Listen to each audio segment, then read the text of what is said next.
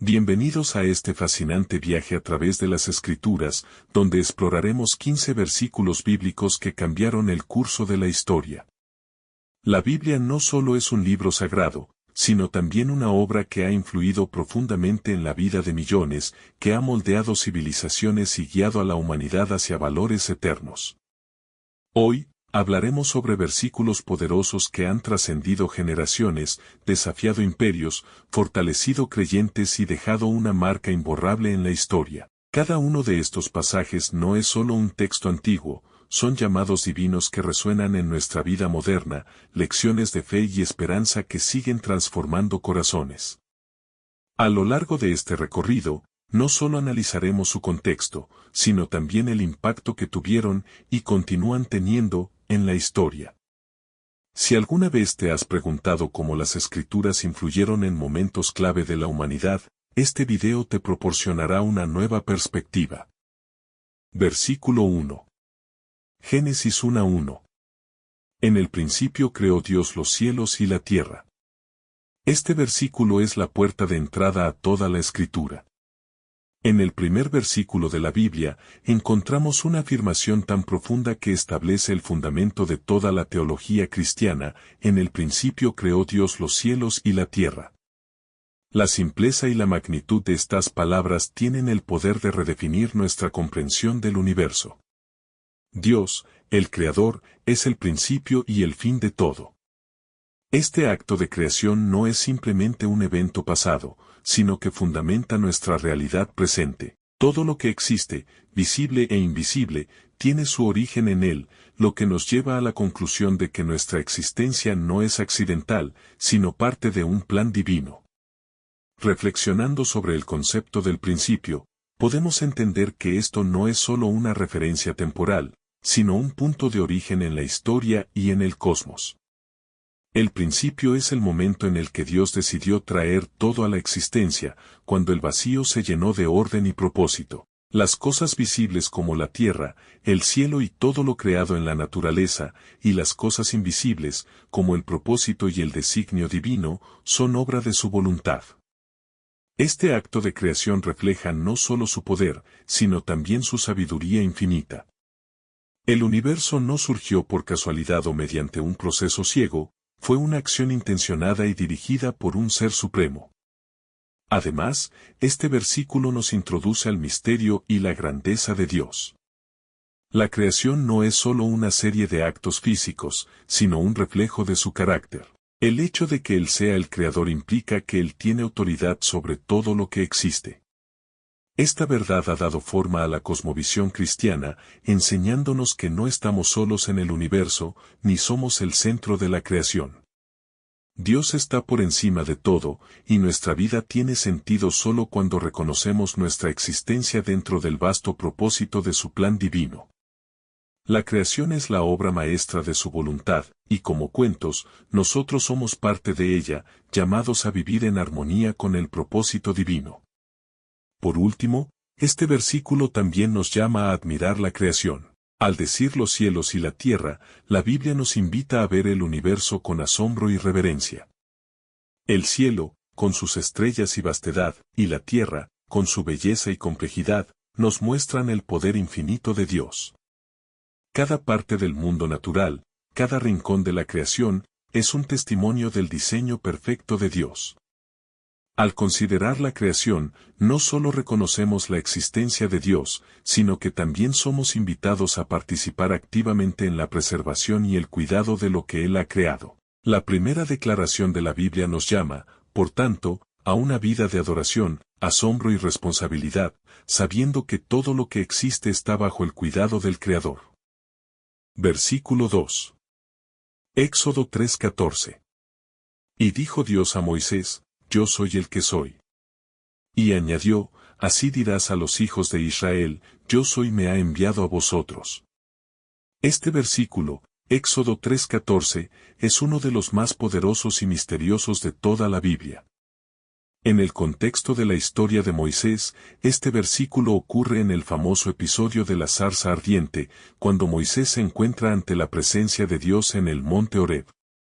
Moisés, un hombre con dudas y temores, recibe una misión divina que cambiará la historia de Israel. A lo largo de este encuentro, Dios le revela su nombre, y la respuesta que Moisés recibe es profundamente reveladora: yo soy el que soy. Esta afirmación no es solo un nombre, sino una declaración de la autoexistencia y la eternidad de Dios. Es una respuesta que apunta a la esencia misma de quién es Dios, más allá de lo que nosotros podríamos comprender con palabras limitadas. Cuando Dios dice yo soy el que soy, está afirmando su existencia inmutable y eterna, en contraste con la naturaleza efímera y cambiante de la humanidad. No se presenta como un ser condicionado por el tiempo, sino como el ser absoluto, el único que existe por sí mismo, sin causa externa que lo origine. Dios es eterno, no depende de nada ni de nadie para existir. No hay comienzo ni fin para él. Este nombre resalta que Dios no está limitado por nada en la creación y que su ser es completo en sí mismo, no sujeto a las fluctuaciones de la historia o las circunstancias humanas. Es un recordatorio de que Dios es siempre, sin importar los tiempos ni los cambios que enfrentemos. Además, el nombre Yo Soy implica una presencia activa y dinámica. Es como si Dios estuviera diciendo que no solo es, sino que está presente aquí y ahora. Él no es un Dios lejano, que permanece distante en el pasado o en el futuro. Al contrario, Él es el Dios de la cercanía, que se involucra en los detalles de la vida de su pueblo, como lo demuestra su intervención en la historia de Israel. Este nombre tiene una implicación teológica profunda: Dios es un ser activo, no simplemente un principio impersonal que creó el mundo y se retiró. Él se hace cercano a su pueblo, y está dispuesto a intervenir en el mundo para cumplir sus propósitos. En este contexto, Moisés entiende que no solo está ante la majestad de un ser eterno, sino ante el Dios que está comprometido con la liberación de Israel. Esta revelación de Dios a Moisés tiene un impacto trascendental en la misión de Moisés. Cuando Dios le dice a Moisés que diga a los hijos de Israel que yo soy me ha enviado, le está dando a Moisés una autoridad divina para llevar a cabo la liberación. Moisés no irá en su propio nombre ni en nombre de una causa humana, sino que irá en el nombre del Dios eterno y trascendente, el que tiene todo el poder y la soberanía sobre el destino de su pueblo. Para los israelitas, el nombre Yo Soy era una garantía de que Dios no solo existía, sino que estaba actuando a favor de ellos. Este acto de revelación no solo les daba esperanza, sino que les aseguraba que Dios estaba con ellos en su sufrimiento y en su liberación. Así, este versículo, además de enseñar sobre la naturaleza de Dios, se convierte en un recordatorio de que Dios sigue siendo la fuente de toda autoridad y esperanza en cualquier circunstancia. Versículo 3, Salmo 23:1. El Señor es mi pastor, nada me faltará.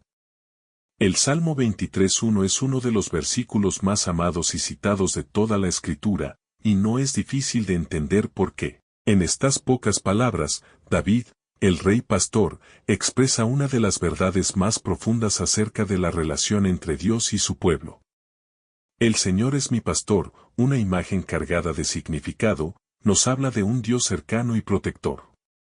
Un pastor cuida de su rebaño, vela por sus necesidades, los guía, los protegidos de los peligros y se asegura de que tengan todo lo necesario. De la misma manera, Dios, como nuestro pastor, está constantemente presente en nuestras vidas, guiándonos, cuidándonos y proveyendo para nosotros. En un mundo lleno de incertidumbres, esta declaración nos invita a descansar en la seguridad de su cuidado inquebrantable. La figura del pastor no es casualidad en este versículo. En el contexto del pueblo de Israel, el pastor era alguien que tenía un vínculo personal con sus ovejas, conocía cada una de ellas por su nombre, sabía cuando estaban enfermas, cuando tenían hambre, cuando necesitaban descanso y cuando estaban en peligro.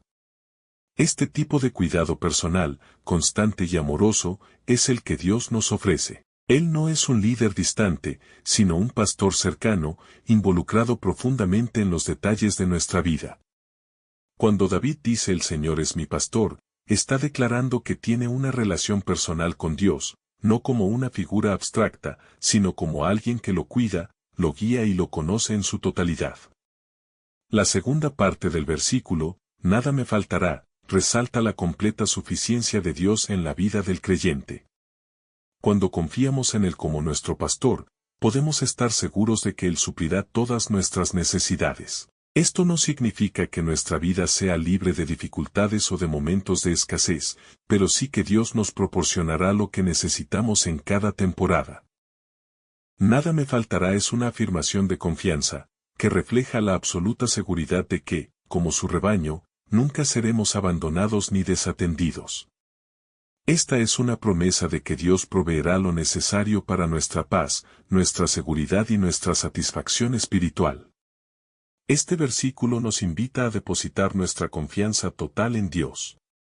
La vida, a menudo llena de preocupaciones, nos hace temer que podamos quedarnos sin lo necesario, sin dirección, sin provisión, sin protección. Pero al declarar que el Señor es mi pastor, estamos eligiendo confiar en su bondad y fidelidad. Sabemos que, como ovejas bajo el cuidado de un pastor sabio, podemos descansar tranquilos sabiendo que Él tiene el control de todo. Esta confianza en el pastor divino es lo que permite al creyente vivir con paz, aún en medio de las tormentas de la vida.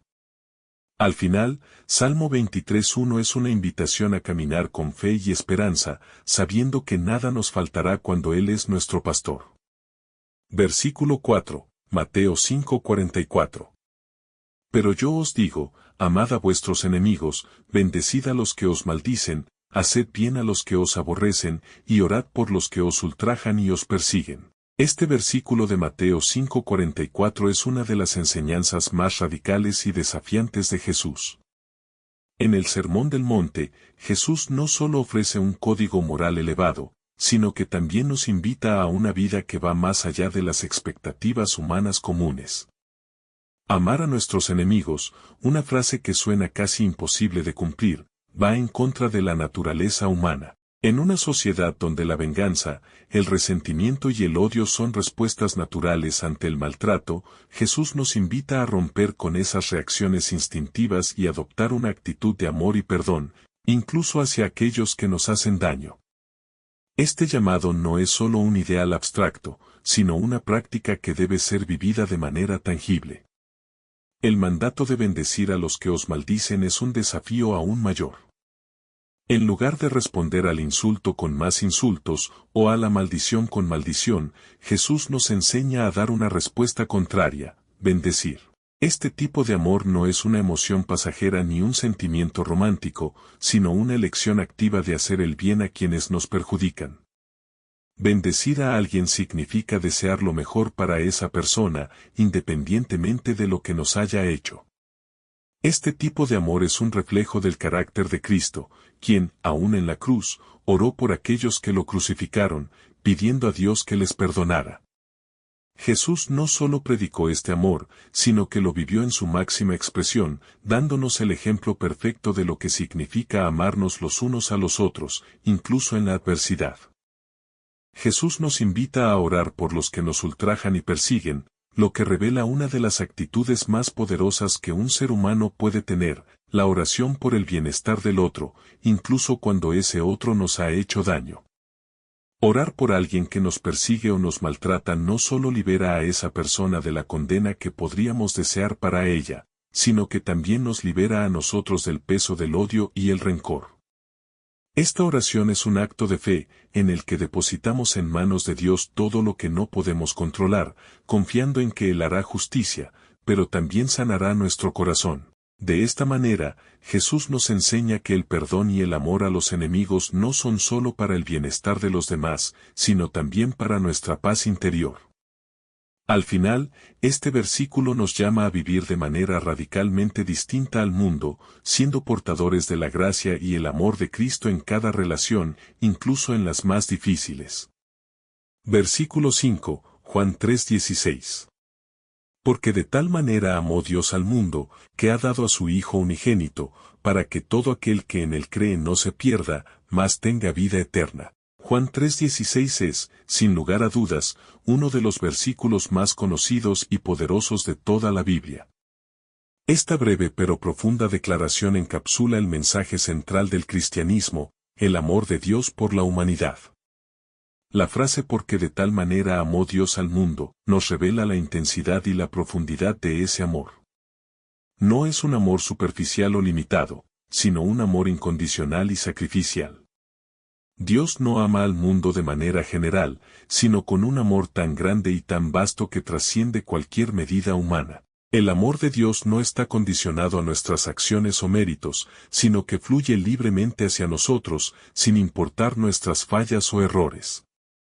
Esta es una invitación para comprender que el amor divino no tiene barreras y se extiende a toda la humanidad, independientemente de quienes seamos.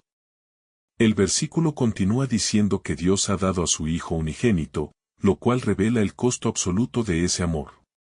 Dios no solo expresó su amor a través de palabras, sino a través de la acción más grande imaginable, enviar a su propio Hijo. Este sacrificio, el don de la vida de Jesús, se convierte en el medio por el cual los seres humanos pueden experimentar la salvación y la vida eterna. La venida de Jesús al mundo no fue simplemente un acto de misericordia o compasión, fue un acto de amor profundo y sacrificial. Dios entregó lo más precioso que tenía, a su propio Hijo, con el fin de que los seres humanos pudieran tener acceso a la vida eterna. Este es el corazón del Evangelio, un amor que da sin reservas, que busca el bien del otro incluso a costa de sí mismo. Juan 3:16 nos asegura que todo aquel que cree en Él no se perderá, sino que tendrá vida eterna. Este es el regalo divino prometido a todos los que aceptan a Jesús como su Salvador. La creencia en Jesús es la clave para experimentar una vida transformada y la promesa de la eternidad con Dios. El término vida eterna no solo se refiere a una existencia futura, sino a una vida que comienza aquí y ahora, una vida de paz, propósito y comunión con Dios. Creer en Jesús no es solo un acto intelectual, sino una decisión de confiar y seguir a Cristo. Este versículo subraya que el acceso a la vida eterna está disponible para todos, sin distinción, y que es solo a través de Jesús que podemos ser restaurados a una relación plena con Dios. La magnitud de este amor es incomprensible, pero es el fundamento sobre el cual se edifica nuestra fe. Versículo 6. Filipenses 4:13. Todo lo puedo en Cristo que me fortalece. Filipenses 4:13 es un versículo que refleja una gran fuente de fortaleza y esperanza para los cristianos de todas las edades. La declaración todo lo puedo en Cristo que me fortalece nos invita a comprender que nuestra capacidad de afrontar cualquier situación en la vida no depende de nuestras propias fuerzas o habilidades, sino de la fortaleza que recibimos de Cristo. Pablo, al escribir estas palabras, no estaba hablando desde una posición de comodidad o éxito material, sino desde una situación de sufrimiento y limitaciones. A lo largo de su ministerio, Pablo se enfrentó a numerosas pruebas, prisiones, persecuciones, naufragios y privaciones. Sin embargo, en medio de todo esto, encontró que su verdadera fortaleza venía de su relación con Cristo. Este versículo no es solo un recordatorio de que podemos hacer cosas extraordinarias en Cristo, sino de que en nuestras debilidades y luchas, Él es nuestra fuerza. El versículo también nos enseña una importante lección sobre la dependencia de Dios. No se trata de que Cristo nos dé poder para cumplir nuestros propios deseos o ambiciones, sino que a través de Él somos capacitados para hacer frente a todo tipo de dificultades y para vivir según su voluntad. La frase todo lo puedo es clave, pero es Cristo quien define el todo. En este sentido, el versículo nos habla de una capacidad que va más allá de lo físico y de lo material, es la capacidad de vivir con gozo y contentamiento en cualquier circunstancia, como lo hizo Pablo. A través de Cristo, aprendemos a ser fuertes no solo cuando las cosas van bien, sino también cuando enfrentamos desafíos, cuando estamos débiles, cuando la vida parece estar en su punto más bajo. Finalmente, Filipenses 4:13 es un recordatorio de que la fortaleza que encontramos en Cristo nos lleva a vivir de una manera que honra a Dios y que refleja su poder en nosotros. Este versículo nos desafía a no depender de nuestras propias habilidades o entender nuestras limitaciones como barreras insuperables. Versículo 7, Hechos 1:8.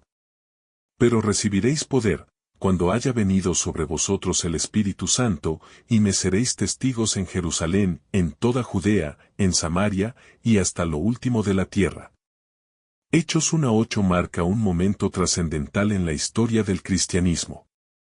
Este versículo resume las últimas palabras de Jesús a sus discípulos antes de ascender al cielo, y en ellas encontramos una promesa y una misión. Jesús promete que sus seguidores recibirán poder cuando el Espíritu Santo venga sobre ellos. No se trata de un poder terrestre, sino de un poder espiritual que transforma vidas y capacita a los creyentes para cumplir el propósito de Dios.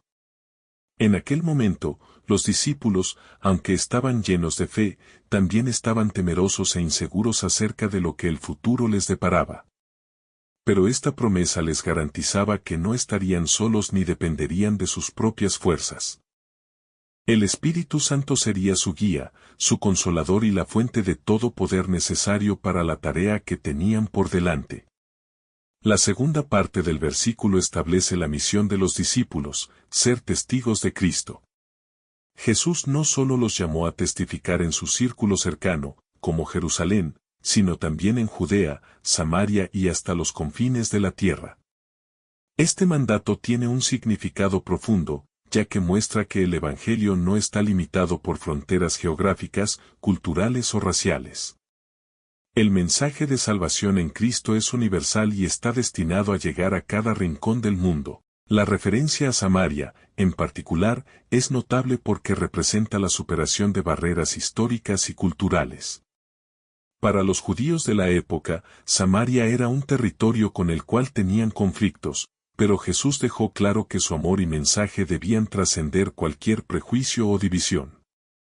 Hechos 1:8 nos enseña que esta promesa y misión no estaban destinadas únicamente a los discípulos que escucharon esas palabras directamente de Jesús, sino a todos los creyentes de todas las épocas. Al igual que ellos, nosotros también hemos recibido el Espíritu Santo, quien nos capacita para ser testigos fieles de Cristo en nuestro tiempo y lugar.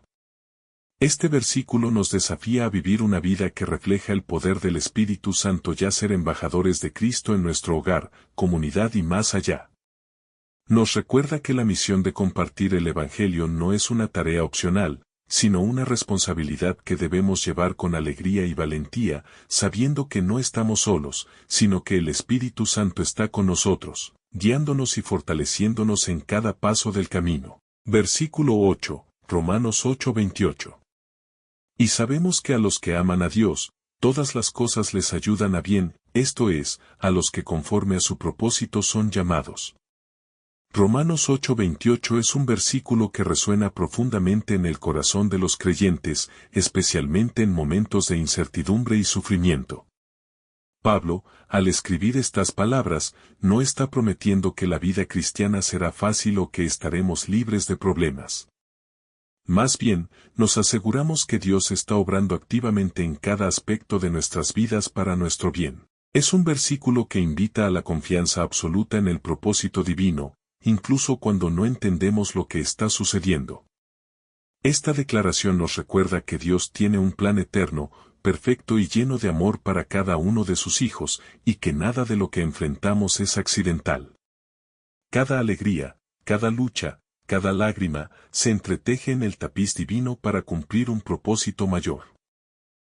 La clave de este versículo radica en la frase a los que aman a Dios. Esto no significa que el bien será evidente o inmediato para todos, sino para aquellos que han puesto su fe y amor en Dios. Es un llamado a confiar en Él, no solo cuando las cosas van bien, sino también en los momentos de prueba. El bien que Dios obra no siempre coincide con nuestra definición humana de felicidad o comodidad, sino con aquello que nos transforma a la imagen de Cristo y nos alinea con su voluntad. A través de las pruebas, aprendemos a depender más de Él, a crecer en fe y a ver su fidelidad en cada circunstancia. Pablo escribe desde la experiencia, alguien que sufrió persecuciones, prisiones y privaciones, pero que entendió que cada una de esas experiencias servía a un propósito divino. Este versículo también nos habla de esperanza en medio del dolor. Aunque en el momento no podemos entender cómo algo difícil puede ser para nuestro bien, Romanos 8:28 nos asegura que Dios tiene una perspectiva eterna que nosotros no podemos comprender completamente ahora. Cada desafío, cada pérdida, cada desilusión, tiene un lugar en el plan perfecto de Dios. Este conocimiento nos llena de consuelo y fortaleza, porque sabemos que nuestro Dios no desperdicia ninguna experiencia. Al final, este versículo es una invitación a rendirnos completamente a la soberanía de Dios, sabiendo que Él está tejiendo cada hilo de nuestra vida en una obra maestra que refleja su gloria y nuestro bien eterno. Mateo 28 capítulo 19 al 20. Por tanto, id, y hizo discípulos a todas las naciones, bautizándolos en el nombre del Padre, y del Hijo, y del Espíritu Santo, enseñándoles que guarden todas las cosas que os he mandado. Y he aquí, yo estoy con vosotros todos los días, hasta el fin del mundo. Mateo 28 capítulo 19 al 20. Conocido como la Gran Comisión, es el mandato final de Jesús a sus discípulos antes de ascender al cielo. Estas palabras no son solo una invitación, son un llamado urgente y universal que trasciende el tiempo y las culturas. Jesús les dice, id y haced discípulos a todas las naciones. Es un recordatorio de que el mensaje del Evangelio no está limitado a un grupo o lugar específico, sino que es para todos los rincones del mundo. Este mandato impulsa a los creyentes a salir de su zona de confort, a cruzar fronteras físicas y emocionales, y a compartir la buena noticia con valentía. Pero lo que es aún más impactante es que Jesús no los deja solos en esta tarea. La promesa que acompaña al mandato, yo estoy con vosotros todos los días, hasta el fin del mundo, asegura que nunca caminarán en esta misión sin su presencia. El versículo también resalta la importancia del discipulado. Jesús no solo les pide que lleven el Evangelio, sino que también formen discípulos, personas que no solo creen en Él, sino que lo siguen, lo obedecen y enseñan a otros a hacer lo mismo. Esto incluye bautizar y enseñar a guardar sus mandamientos, lo que refleja un compromiso profundo con la transformación y el crecimiento espiritual. Este enfoque no busca conversiones superficiales, sino una relación duradera con Dios que se traduzca en vidas que reflejen su gloria. Jesús les delega a los discípulos una tarea monumental, pero lo hace con plena confianza en el poder del Espíritu Santo que les será dado. Aquí encontramos el corazón del cristianismo, ser testigos y obreros activos en la expansión del reino de Dios. La Gran Comisión no es solo una tarea histórica para los discípulos originales, sino un mandato para cada creyente. Tú y yo estamos llamados a ser parte de esta misión global. Este llamado puede significar ir a tierras lejanas, pero también puede significar ser un testigo fiel en nuestras propias comunidades, hogares y lugares de trabajo. El impacto de obedecer este mandato se refleja en la historia de la Iglesia, donde hombres y mujeres han dado sus vidas para llevar el Evangelio a lugares donde nunca antes había llegado. Y aún hoy, seguimos siendo portadores de esta antorcha, sabiendo que la presencia de Jesús nos acompaña en cada paso del camino. Su promesa de estar con nosotros hasta el fin del mundo es nuestro consuelo y nuestra fuerza, recordándonos que no estamos solos en esta misión eterna. Versículo 10, Hechos 9:5. Él dijo, ¿quién eres, Señor? Y le dijo, yo soy Jesús, a quien tú persigues, dura cosa te es dar coces contra el aguijón. Hechos 9:5 describe un momento decisivo en la historia del cristianismo y en la vida de Saulo, conocido después como Pablo. Este versículo nos lleva al camino de Damasco, donde un perseguidor feroz de los cristianos tiene un encuentro directo con Jesús.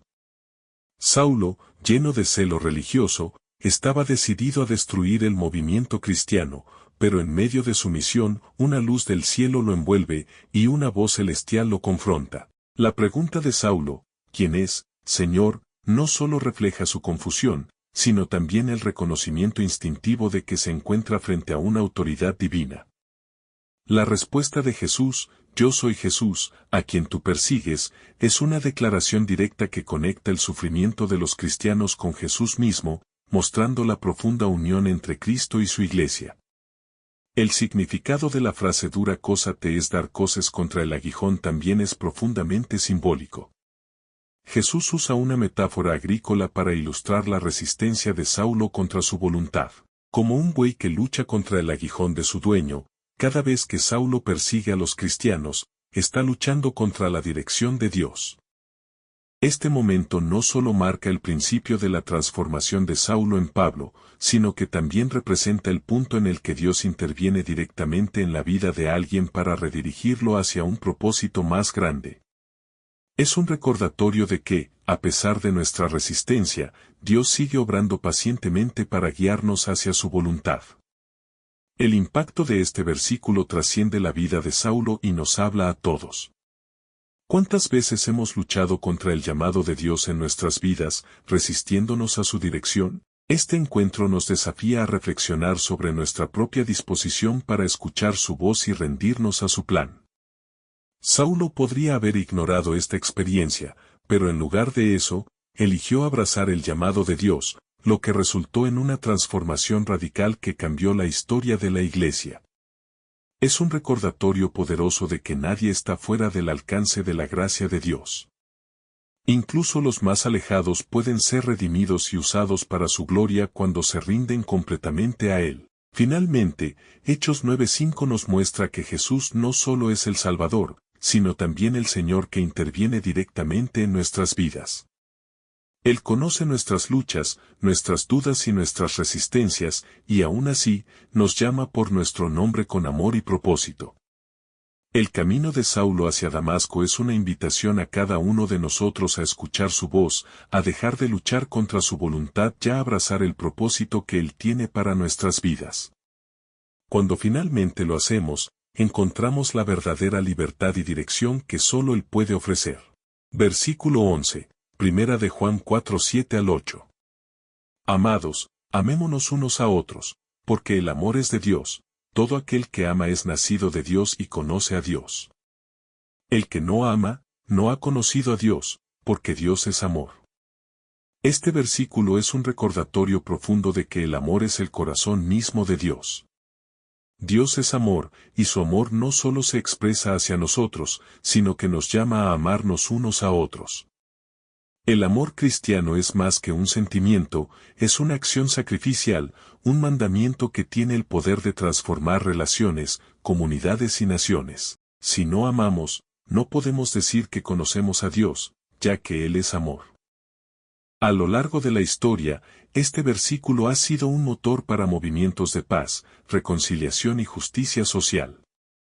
En tiempos de conflictos bélicos y raciales, el mensaje del amor cristiano ha inspirado líderes a luchar por la paz y la unidad, buscando superar las barreras de odio y prejuicio. El amor de Dios ha sido el anhelo que ha llevado a millones a trabajar por un mundo más justo, más amable y más solidario. En tiempos de guerra y desesperanza, este versículo ha ofrecido una alternativa radical, el amor como fuerza transformadora. Versículo 12, Lucas 4:18-19. El Espíritu del Señor está sobre mí, por cuanto me ha ungido para dar buenas nuevas a los pobres, me ha enviado a proclamar libertad a los cautivos, y dar vista a los ciegos, a poner en libertad a los oprimidos, a predicar el año agradable del Señor. Este pasaje es la misión de Jesús resumida en unas pocas líneas. En Lucas 4:18-19, Jesús revela su propósito divino, traer salvación, libertad y sanidad. A través del poder del Espíritu Santo, Cristo vino para liberar a los cautivos, sanar a los enfermos y proclamar que el reino de Dios ha llegado. Este versículo, pronunciado por Jesús en la sinagoga de Nazaret, define su ministerio y se convierte en el fundamento de lo que significa ser un seguidor de Cristo. En la historia de la Iglesia, este versículo ha sido una fuente de inspiración para líderes cristianos que han trabajado en la lucha contra la pobreza, el racismo y la opresión. El mensaje de liberación espiritual y social ha movido a los cristianos a involucrarse en causas de justicia social, dando voz a los oprimidos y llevando la luz del Evangelio a los rincones más oscuros del mundo. En un mundo donde las injusticias son frecuentes, este pasaje sigue siendo un recordatorio claro de la misión que Jesús dejó a sus seguidores.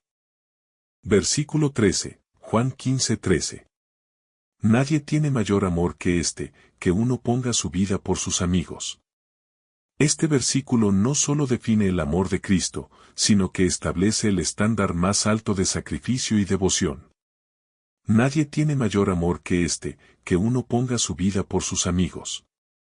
Estas palabras no solo apuntan a la muerte sacrificial de Jesús en la cruz, sino que también nos llaman a vivir de manera altruista y sacrificada. Jesús nos mostró que el amor verdadero está dispuesto a darlo todo, incluso la propia vida. Este versículo ha sido una inspiración continua para millones de personas que, a lo largo de la historia, han seguido el ejemplo de Cristo al entregar sus vidas por el bien de los demás.